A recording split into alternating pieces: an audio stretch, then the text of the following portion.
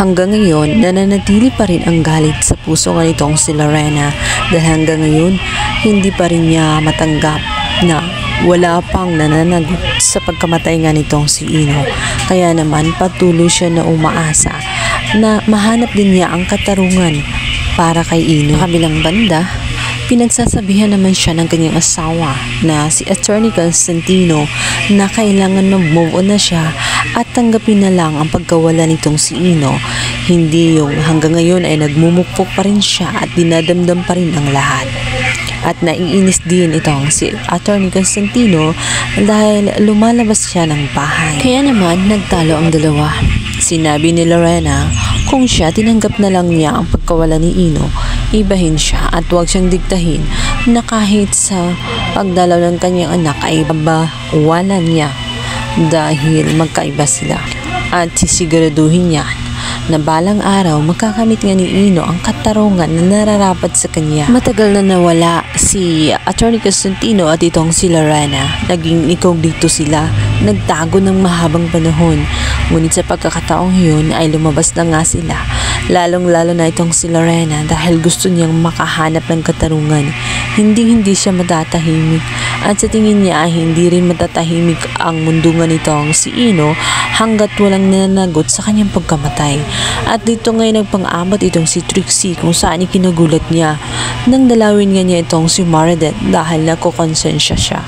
Matapos nga napagsabihan niya ng hindi maganda itong si Meredith at malaman nito na namatay nga si Meredith nang dahil sa kanyang ina. Hindi inaasahan ang pagkikita ng dalawa. At natuwa naman itong si Lorena dahil sa kabila ng lahat, naaalala pa rin pala siya nitong si Trix. At dito nga sinabi ni Lorena na malaki ang kanyang hinala na ang pagkamatay ni Meredith, ang sala rin doon ay iisa lang sa kanyang anak.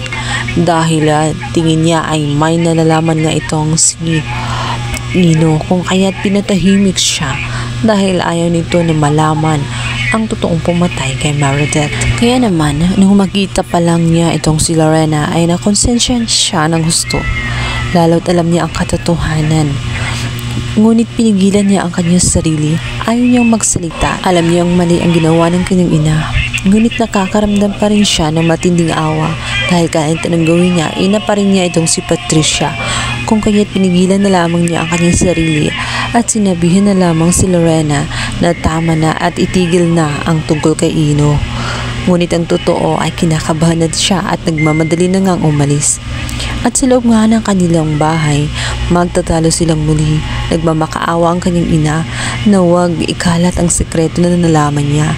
At ngayong nakakahalata na nga itong si Romir, nais makasiguro ni Patricia na hindi siya magsasalita.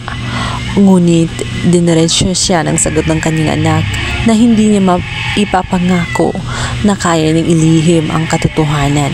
Lalong-lalo na at mayroon nang umuungkat nito. Nagkita nga sila ni Lorena at bumalik na nga ito upang alamin kung sino talaga ang punot dulo ng lahat at kung sino dapat ang managot sa pagkamatay nga ni Meredith at itong si Ino. Alam niya na walang kasalanan ang kanyang anak na damay lamang ito. Dahil sa kanyang natuklasan, nakaramdam ng pangamba itong si Patricia para sa kanyang anak. Lalong-lalo na't hindi siya ligtas. Unti-unti nang malalaman ng lahat kung ano ang tunay na ginawa niya kay Meredith. Awang-awa si Trixie sa ginawa niya sa kanyang ate Lilith noon. Ngunit may mas malala pala siyang problema dahil mas matindi ang ginawa ng kanyang nanay na demonyo na ito nga si Patricia, kung saan hindi lang iisa ang kanyang napatay kundi marami, maging itong si Ino na walang kaawa-awa. Makakonsensya kaya ng tuluyan itong si Trixie at tuluyan ng magsasalita sa totoong nangyari kay Meredith at kay Ino. Yan ang ating pakaabangan sa lalang umiinit at tagpo na Lilith Matias. Please subscribe guys. Thank you.